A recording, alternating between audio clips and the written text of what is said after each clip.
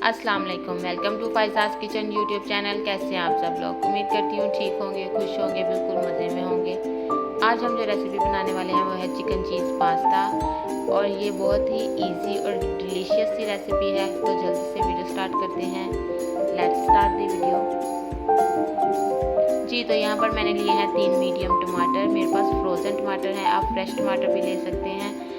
और इसको मैंने एक तरफ कट लगा लिया है, जैसे क्रॉस का निशान लगाते हैं इस तरह से इसको कट लगा के मैंने पास ही पैन में 1 कप पानी लिया है और उसमें मैंने half tea spoon salt add किया है और उसके अंदर मैंने टमाटर रख दिए हैं बॉयल होने के लिए।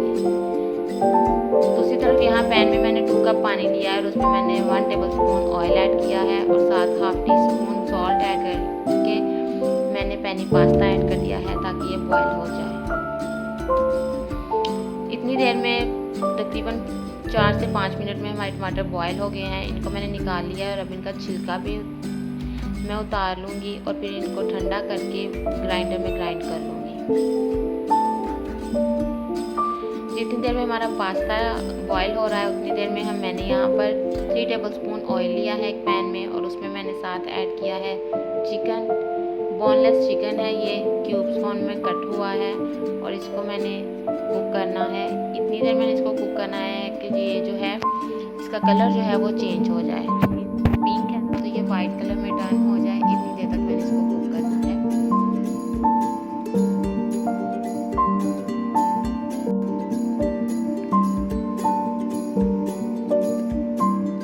ये आप देख सकते हैं कि हमारा जो चिकन है उसका कलर चेंज हो गया है। अब मैंने ऐड किया है हाफ टी स्पून सॉल्ट और उसके साथ मैंने 1 tea spoon black pepper add किया है, जिसको मैं 2 मिनट के लिए कुक करूँगी।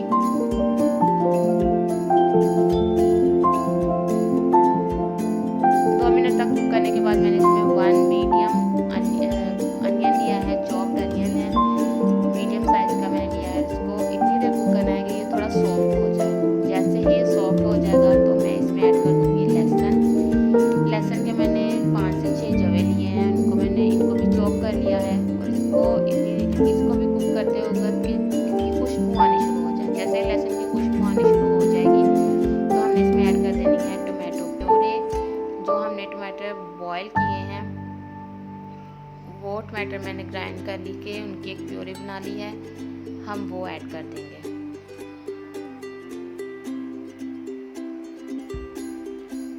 जी, तो ये टमाटो प्यूरी ऐड करने के बाद हम इसको कुक करेंगे और इसको ढाँप कर रख देंगे तकरीबन 5 से 7 मिनट के लिए कि ये अच्छे से कुक हो जाए।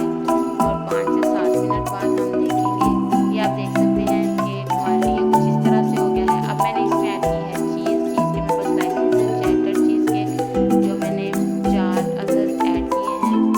इसको मिक्स कर लूँगी अच्छे से।